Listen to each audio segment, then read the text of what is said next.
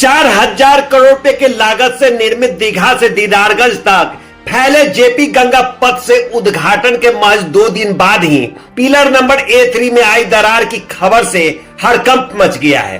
10 अप्रैल को मुख्यमंत्री नीतीश कुमार द्वारा इस बहुप्रतीक्षित परियोजना का उद्घाटन किया गया था, लेकिन उसके तुरंत बाद निर्माण गुणवत्ता को लेकर सवाल उठने लगे। मौके पर पहुंचे पथ निर्माण मंत्री नितिन नवीन ने हालात का जायजा लिया और स्पष्ट किया कि इसे दरार कहना तकनीकी रूप से गलत है, क्योंकि यह केवल सड़क और पुल के बीच की सामान्य गैपिंग है जिसे निर्माण के समय ध्यान पूर्वक रखा जाता है। उन्होंने कहा कि इस तकनीकी समस्या का समाधान किया जा रहा है ताकि भविष्य में किसी तरह की परेशानी नहीं हो।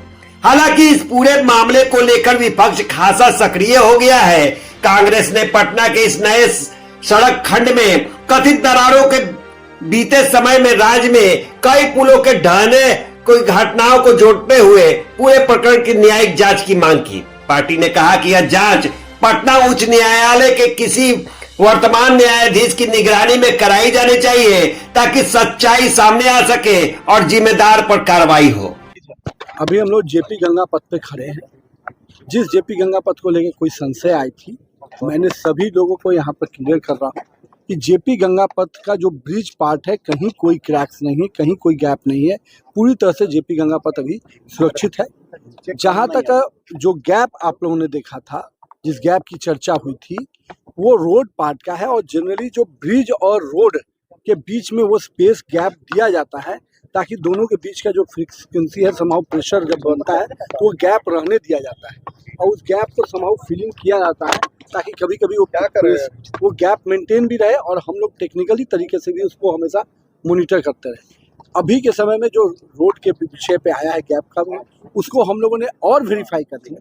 हम लोग संतुष्ट हैं, लेकिन चूंकि आम जनमानस में कोई संशय न रह जाए तो इसके लिए हम लोगों ने फिर से अपने जो टेक्निकल टीम है उसने व्हाइट पैचेज देकर उस पूरे एरिया को रखा है ताकि तुरंत में कोई भी वेरिएशन न होगा तो हम लोग को तुरंत पता चल जाएगा। अभी NIT पटना के प्रोफेसर्स को उसको लगाया गया है और ये प्रिकॉशनरी है, लोगों के मन में संशय न रहे उसके लिए।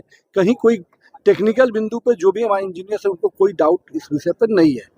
इसके बावजूद भी हम लोग पूरे राज्य में ब्रिज मेंटेनेंस पॉलिसी ला रहे हैं और ब्रिज मेंटेनेंस पॉलिसी का एक बड़ा पार्ट है थर्ड पार्टी ऑडिट। जो थर्ड पार्टी ऑडिट के भी निर्णय हम लोगों ने डिपार्टमेंट से ले लिया है। मैंने उसी के क्रम में कहा था कि थर्ड पार्टी ऑडिट जो हम लोग का सभी राज्य के सभी ब्रिजेज का थर्ड पार्टी ऑडिट होना है, उसी क्रम में मैंने कहा था कि इसका भी थर्ड पार्टी ऑडिट में प्राथमिकता देते हुए, प्रायोरिटी देते हुए उसको हम पहले करवाएंगे।